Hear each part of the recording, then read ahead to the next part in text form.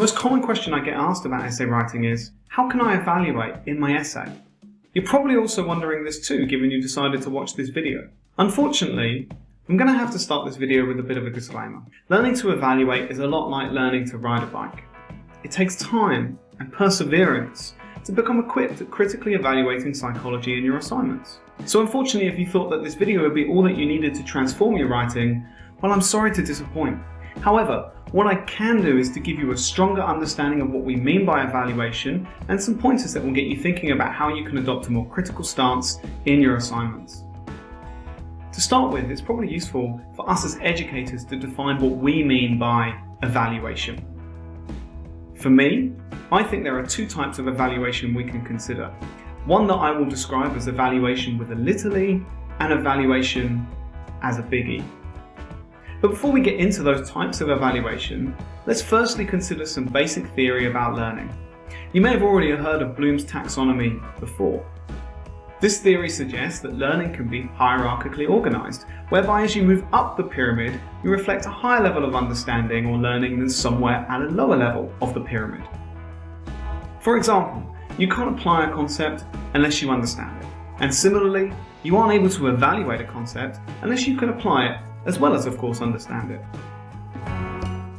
It's perspectives like this that are the reason why critical evaluation is often emphasized in your marking schemes by your teachers.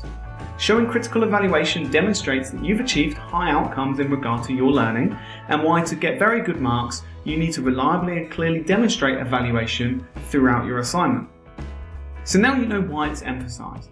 But how can you, as an individual, show it? Well, in my experience, most students tend to have a very narrow understanding of what we as teachers mean by critical evaluation. Students tend to think it's the ability to criticize an individual study or a theory, for example by noting some of its limitations. And that's certainly part of it. That's the bit that I would call evaluation with a little e. That's the particular sections in your assignment where you stop to consider the particular merits or issues with the study. And that's something you could certainly consider doing from time to time in your essay to demonstrate evaluation. However, let us return to that graphic of Bloom's taxonomy again. The figure actually gives several words that reflects the ability to evaluate, and critique is actually only one of them. This is why I said earlier that students often take a narrow approach to considering what evaluation entails. But if we look at some of the other words here, argue, judge, defend, support, weigh, these also relate to evaluation because they reflect an ability to look at a bigger picture, which is why I referred to evaluation with a big E earlier. Because another way you can demonstrate evaluation is through adopting a position within your essay. That is arguing for something, looking to support a stance, defending a position, and being able to weigh evidence in how it relates to your overall position or argument in the essay. I've mentioned before in previous videos about the need to carve out a clear line of argumentation in your essays, particularly in the introduction. This is often referred to as your thesis statement. You can check that video out after this one by looking in the description. But often students don't do this in their essays. They will instead say things about a subject, but never put those things into a coherent stance or a position to advocate or argue for something. And the issue is that if you opt to just take that route to essay writing, then you're restricting your ability to actually demonstrate evaluation in your answer. Because ultimately, evaluation is not about criticizing an individual study or studies.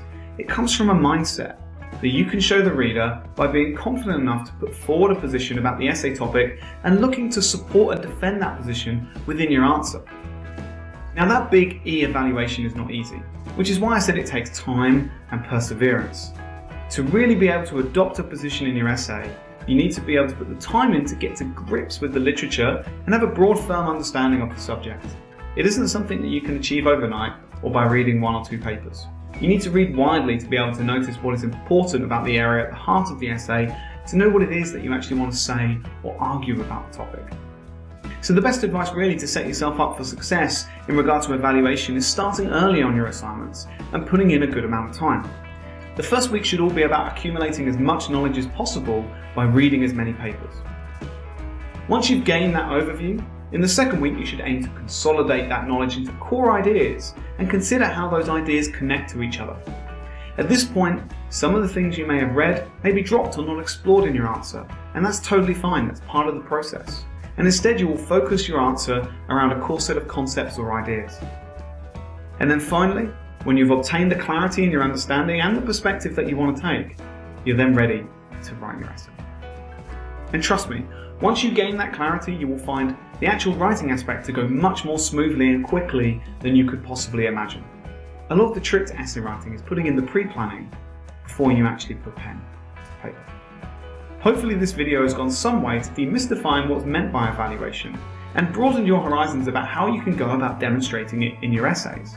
If you'd like me to tackle any other aspects about essay writing, then comment down below. And if you appreciated this video, give it a like and consider subscribing to the channel.